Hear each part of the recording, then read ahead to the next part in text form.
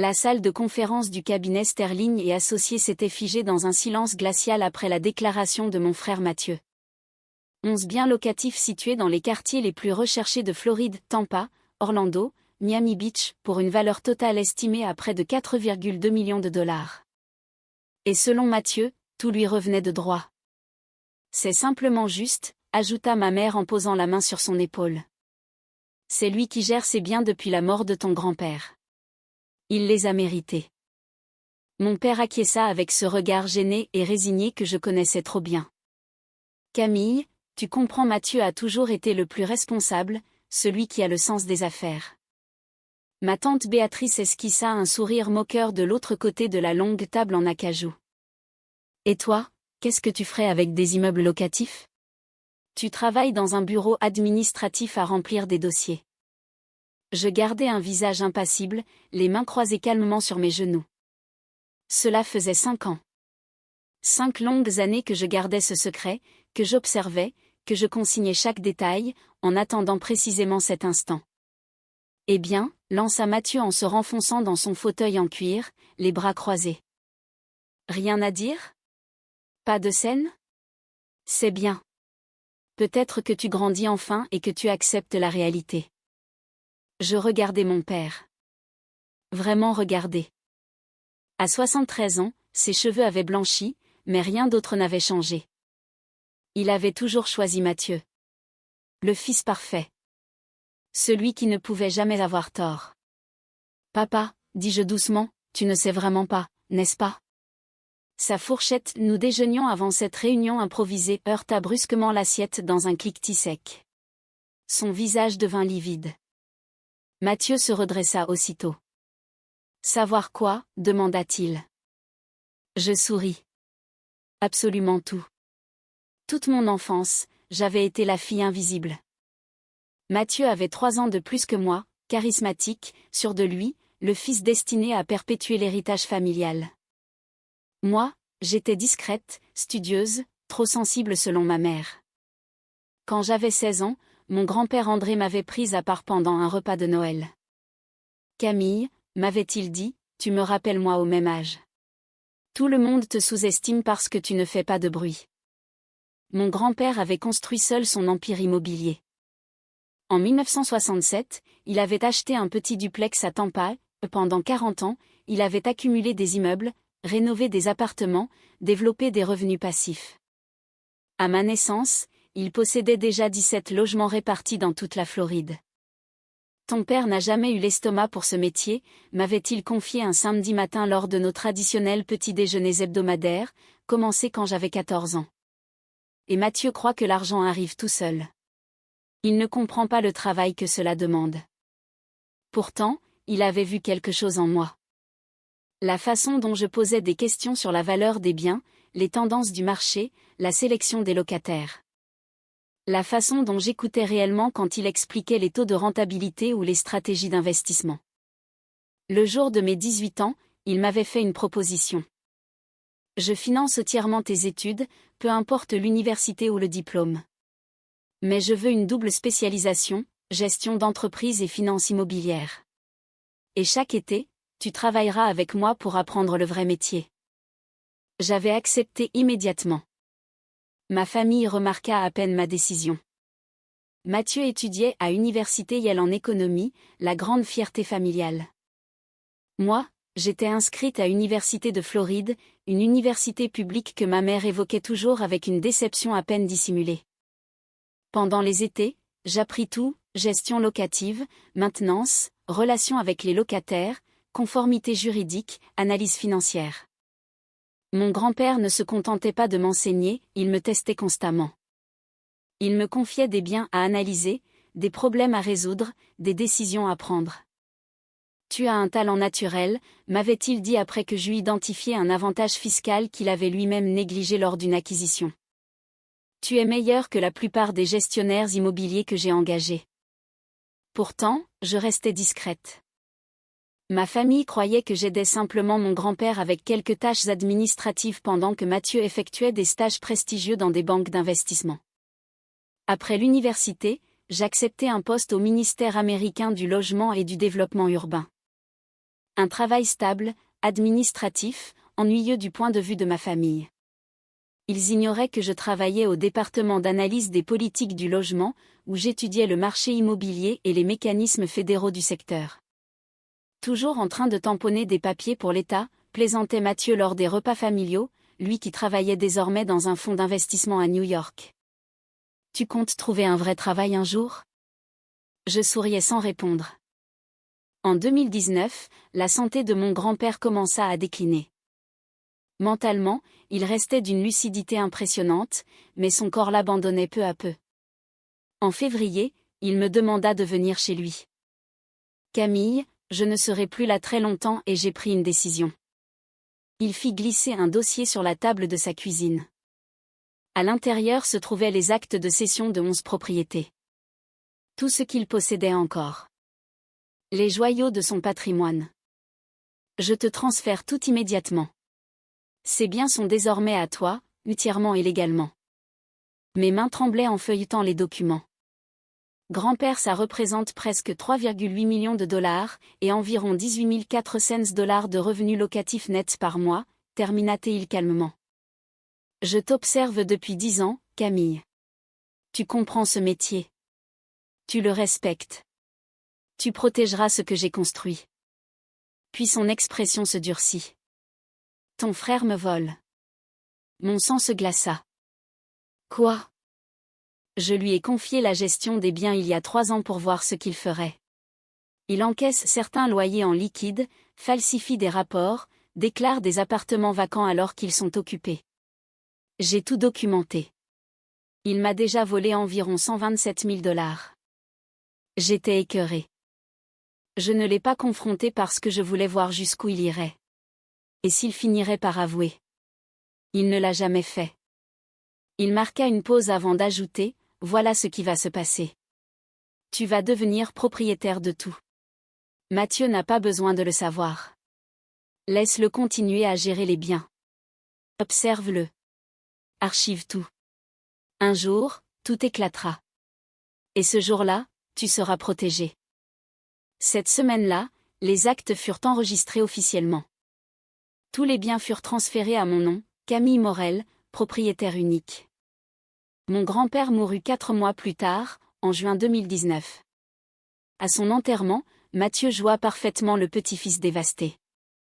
Il m'a tout appris sur les affaires, répétait-il aux invités. Tu n'as rien appris du tout, pensais-je. Et tu le volais pendant qu'il mourait. Pendant les 5 années suivantes, je vécus une double vie. Aux yeux de ma famille, j'étais la fonctionnaire sans éclat, voiture sobre, petit appartement discret à Lyon, peu de voyages, aucune extravagance. Ma mère soupirait souvent sur « mon potentiel gâché ». Mathieu se moquait gentiment de mon salaire de fonctionnaire. En réalité, je bâtissais un empire. Les 11 biens rapportaient énormément. Je laissais Mathieu continuer à les gérer officiellement. Il croyait toujours qu'ils appartenaient à la succession familiale en attente de partage. Il ignorait totalement qu'ils m'appartenaient déjà depuis des années. J'engageais un expert comptable judiciaire pour suivre chaque euro qu'il touchait, les loyers détournés, les frais inventés, les paiements encaissés discrètement. Le dossier grossissait chaque mois. Pendant ce temps, j'optimisais le portefeuille immobilier. Je refinançais plusieurs immeubles à des taux plus avantageux, rénovais des appartements, augmentais les loyers, revendais un bien peu rentable pour acheter un immeuble plus prometteur dans un quartier en plein développement de Tampa. En 2024, les 11 biens étaient devenus 12. Valeur totale, environ 5,1 millions de dollars. Revenu net mensuel, plus de 22 000 dollars. Et Mathieu continuait de voler. Le dernier rapport comptable établissait précisément 186 340 dollars détournés en 5 ans. Au ministère, ma carrière progressait aussi rapidement. 2 promotions. En 2023, j'étais analyste principal en politique du logement avec un salaire annuel de 112 000 dollars. Ma famille pensait que c'était ma seule source de revenus. Ils ignoraient tout des 267 600 dollars de revenus locatifs annuels, des investissements financiers et du patrimoine que j'avais construit. J'étais millionnaire depuis plusieurs années et ils continuaient à me voir comme la fille terne qui n'avait jamais réussi. Pendant ce temps, Mathieu roulait en BMW neuve, partait à Saint-Barth, louait un appartement de luxe à Boca Raton. Une partie de ce train de vie était financée par l'argent qu'il me volait. L'immobilier, c'est incroyable, fanfaronnait-il lors des repas familiaux. Rien que les frais de gestion rapportent énormément. Il ne gagnait aucun frais de gestion. Il commettait des détournements de fonds. Mon père souriait avec fierté. C'est mon fils. Il a toujours eu la tête pour les affaires. Ma mère me tapotait parfois la main avec une compassion condescendante. Ne le prends pas mal, Camille. Tout le monde n'est pas fait pour réussir à haut niveau. Je souriais encore. Sans rien dire. Ma meilleure amie Sophia était la seule à connaître toute la vérité. Comment tu fais pour supporter ça, me demanda-t-elle un soir après un dîner particulièrement humiliant où Mathieu avait vanté son immense réussite immobilière. Parce que je ne me cache pas, répondis-je. J'observe. Chaque remarque méprisante, chaque supposition, chaque humiliation révèle exactement qui ils sont réellement. Et un jour, ils devront faire face à ce qu'ils ont créé. Ce jour arriva en novembre 2024. Mon père m'appela un mardi matin. Camille, il faut qu'on organise une réunion familiale samedi prochain au cabinet Sterling et Associés. Il est temps de régler définitivement la succession de ton grand-père. Mon cœur accéléra. La succession a été réglée il y a 5 ans, papa. Pas les biens immobiliers.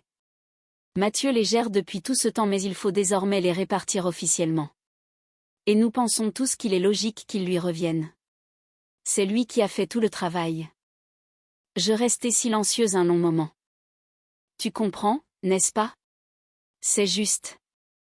Je serai là samedi, répondis-je calmement. Après avoir raccroché, j'appelai immédiatement mon avocat, maître David Chen. Il passe à l'action, dis-je simplement. Enfin, répondit-il.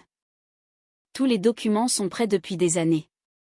Les actes, les preuves, les rapports financiers. Tu veux que je sois présent? Pas encore.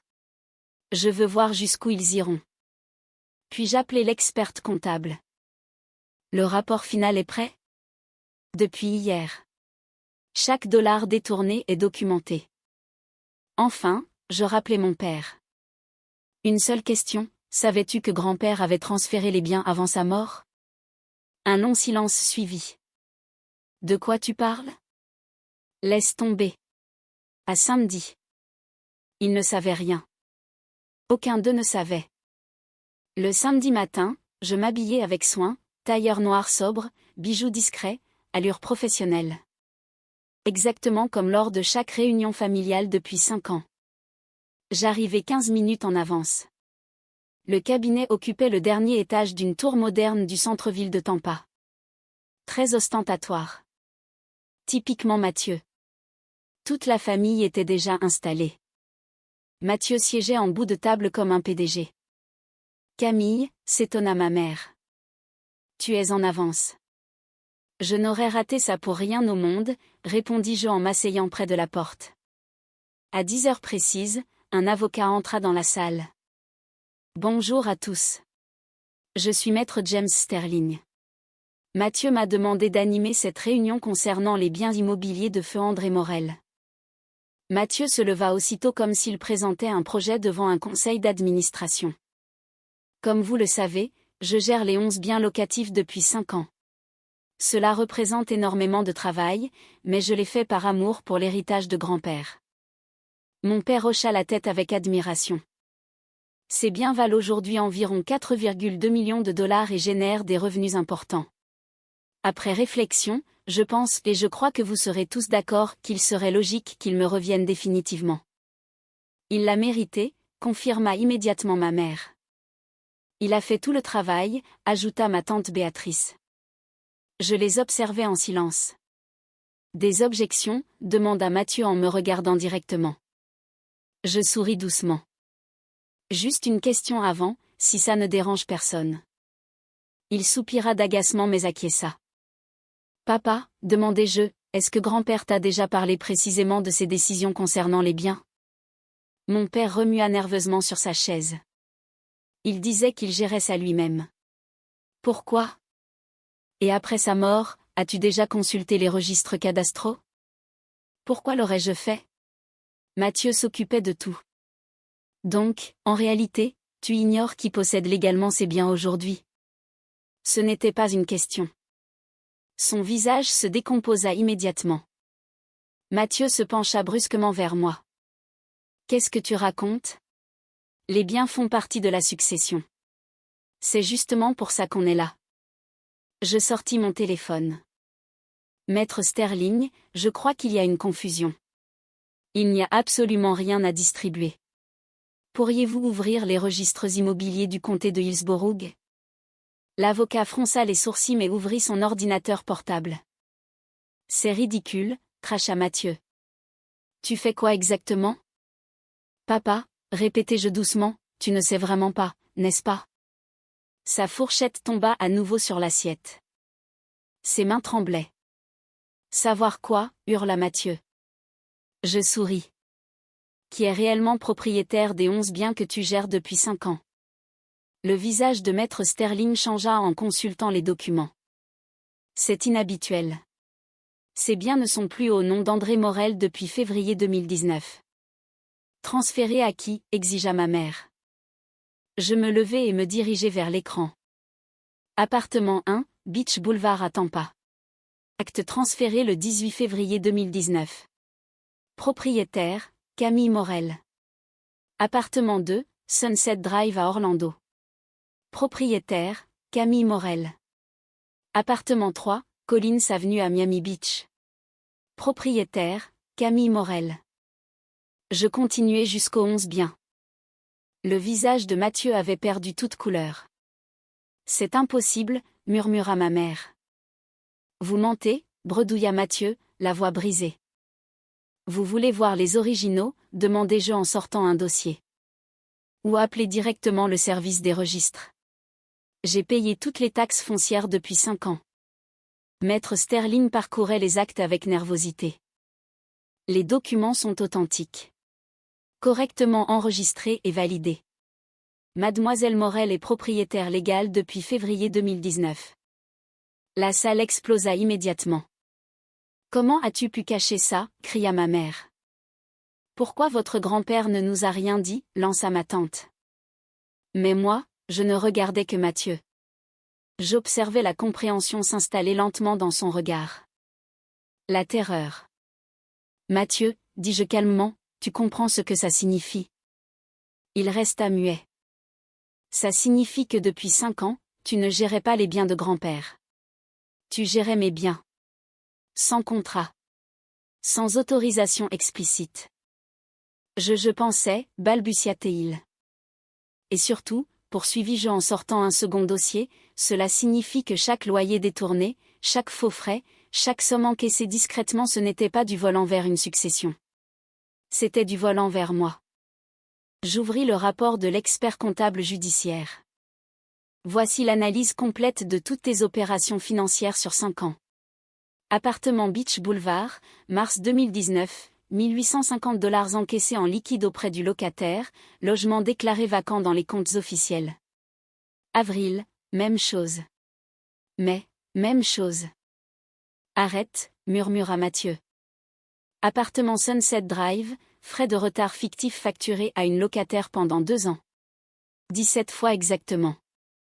Arrête. Sur 5 ans, tu m'as volé précisément $186 340. Pas une estimation. Une somme documentée jusqu'au dernier centime. Je fis glisser le rapport vers Maître Sterling. Chaque transaction est détaillée, date, montant, copie des vrais contrats de location et des rapports falsifiés signés par Mathieu. Mon père regardait son fils comme un inconnu. Tu as volé ta sœur, je ne savais pas, hurla Mathieu. Je croyais gérer les biens de grand-père. C'est un piège. Un piège impliquerait la police dès le départ, répondis-je froidement. Là, ce ne sont que des preuves. Tu as volé de l'argent qui ne t'appartenait pas. Le fait que tu ignores à qui tu volais ne change rien. Ma mère retrouva enfin sa voix. Camille, c'est ton frère. On peut régler ça en famille. Non, répondis-je simplement. Comment ça, non? Je ne veux rien régler. Mathieu a commis près de 200 000 $ de détournement volontaire pendant 5 ans. Je me tournai vers Maître Sterling. Vous êtes témoin de cette conversation, n'est-ce pas? Il acquiesça, mal à l'aise. Je sortis alors un 3e dossier. Voici la plainte officielle que je dépose auprès des autorités de Floride pour vol aggravé, détournement de fonds et fraude. Mathieu bondit brusquement au-dessus de la table. Tu ne peux pas me faire ça. Mon oncle le retint aussitôt. Je ne te fais rien, répondis-je calmement. Je signale simplement des crimes que tu as commis contre moi. Mon père semblait brisé. Pourquoi avoir attendu? Pourquoi laisser ça arriver? Je le regardai longuement. Parce que j'avais besoin de savoir. De voir si Mathieu finirait par avouer. Si l'un d'entre vous se poserait la moindre question. Si quelqu'un consulterait les registres publics. Ou simplement s'intéresserait à moi assez longtemps pour comprendre que je pouvais être compétente. Je marquai une pause. Pendant 5 ans, j'ai assisté à des repas où Mathieu se vantait de son succès grâce à mes biens immobiliers. Pendant 5 ans, vous m'avez regardé comme la fille qui avait raté sa vie. Pendant 5 ans, vous l'avez choisi lui. Toujours lui. On ne savait pas, murmura ma mère. Vous n'avez jamais demandé, corrigeai-je. Pas une seule fois vous ne vous êtes intéressé sincèrement à ma vie. Vous avez supposé. Vous avez décidé que j'étais l'échec et que Mathieu était la réussite. Ma tante Béatrice prit alors la parole avec froideur. Donc tout ça, c'est de la vengeance? Tu vas détruire ton frère pour des blessures d'ego? Non, répondis-je calmement. Je vais signaler des crimes. Ce n'est pas de la vengeance. C'est la conséquence logique de ces actes. Je sortis un autre document. Mathieu, voici ton licenciement officiel en tant que gestionnaire des biens. Tu as 48 heures pour remettre toutes les clés, documents et coordonnées des locataires. Et si je refuse, grogna-t-il. Alors j'ajouterai obstruction et rétention illégale de biens à la plainte. Maître Sterling se racla la gorge. Mademoiselle Morel, je ne peux pas vous représenter puisque Mathieu m'a contacté en premier, mais votre dossier semble extrêmement solide. Si ces accusations sont exactes, il s'agit de faits pénalement très graves. Elles sont exactes, répondis-je. Chaque mot. Je rassemblai mes dossiers. Je vais y aller. J'ai rendez-vous cet après-midi avec mon véritable avocat pour déposer officiellement la plainte. Mathieu, je vous conseille d'engager un très bon avocat. Camille, s'il te plaît, supplia mon père en se levant. C'est ton frère. Non, papa. C'est ton fils. Il y a une différence. Un frère ne vole pas sa sœur pendant 5 ans. Je me dirigeai vers la porte avant de m'arrêter une dernière fois. Au fait, ces biens valent aujourd'hui 5,1 millions de $, pas 4,2. Parce que pendant 5 ans, je les ai refinancés, rénovés et développés. C'est ça, la vraie gestion immobilière. Ils génèrent plus de 22 000 $ nets par mois, en plus de mon salaire. Je ne suis pas un échec, papa. Je suis millionnaire depuis 3 ans. Vous ne vous êtes simplement jamais donné la peine de le voir. Ma mère éclata en sanglots. De vrais sanglots cette fois. Au revoir, dis-je doucement. Je suppose qu'on se reverra devant un tribunal. Alors que je posais la main sur la poignée, Mathieu cria une dernière fois, « Tu vas le regretter. Je vais me battre jusqu'au bout. Je prouverai que tu m'as piégé. » Je me retournai lentement. Mathieu, fais-le. Parce qu'au tribunal, on découvrira aussi que grand-père savait que tu le volais avant sa mort. Il a tout documenté. Il m'a laissé une lettre expliquant pourquoi il m'avait choisi moi. Ses journaux personnels décrivent toutes les conversations qu'il a tenté d'avoir avec toi sur l'intégrité et les affaires. Tu veux vraiment que tout cela devienne public? Le silence retomba brutalement. Ou alors, ajoutai-je calmement, tu peux simplement accepter que tu t'es fait prendre. Et que la personne que tu considérais comme insignifiante observait tout depuis le début. J'ouvris la porte. Camille, appela mon père. Je m'arrêtai sans me retourner. Il savait vraiment? Grand-père savait vraiment que Mathieu le volait? Oui. Il lui a laissé 3 ans pour avouer. Il ne l'a jamais fait. Alors il a protégé ce qu'il avait construit. Pourquoi ne m'a-t-il rien dit? Je me retournai enfin. Il te l'a dit pendant 40 ans, papa. Il t'a répété que Mathieu n'était pas prêt. Que ce métier demandait du caractère. Mais toi non plus, tu ne l'as jamais écouté. Tu n'as vu que ce que tu voulais voir, le fils brillant et la fille décevante. Vous avez tous construit cette histoire au point de ne même plus remarquer la réalité, même lorsqu'elle figurait noir sur blanc dans les registres publics. Puis je partis. Derrière moi, j'entendis Mathieu hurler, ma mère pleurer, ma tante exiger des explications. Mais je continuais simplement à marcher. 48 heures plus tard, tout s'effondra pour Mathieu. Le lundi matin, la plainte officielle fut déposée auprès des autorités de Floride. Le mardi, 2 enquêteurs se présentèrent à son appartement de luxe. Il m'appela en hurlant, il me traite comme un criminel. Parce que tu en es un, répondis-je calmement. Tu as volé 186 340 $. Il proposa de tout rembourser. Puis le double. Je refusai. Ce n'était plus une question d'argent. Le scandale apparut rapidement dans plusieurs publications spécialisées du secteur immobilier. Son employeur le suspendit immédiatement avant de le licencier quelques jours plus tard. Ma mère m'appela en pleurs. S'il te plaît, Camille, c'est ton frère? Non, répondis-je. C'est un homme qui a choisi de voler son grand-père mourant puis sa sœur pendant 5 ans. Mon père, lui, vint me voir en personne. J'ai échoué avec toi, admit-il. Ton grand-père essayait de me le dire depuis des années. Je restai silencieuse. Y a-t-il un moyen d'arranger les choses, demanda-t-il finalement. Non. Pas parce que je veux me venger. Mais parce que les actes ont des conséquences.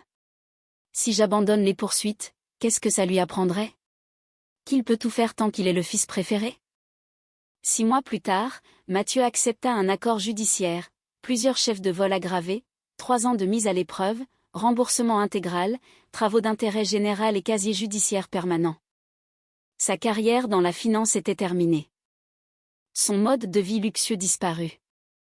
Il retourna vivre chez mes parents. Je n'assistai pas au jugement. Mon avocat représenta mes intérêts. Aujourd'hui, mes parents et moi entretenons des relations polies mais distantes. Carte de Noël. Appel rapide. Rien de plus. Ma mère m'a demandé un jour si je pardonnerais un jour à Mathieu. Peut-être, ai-je répondu.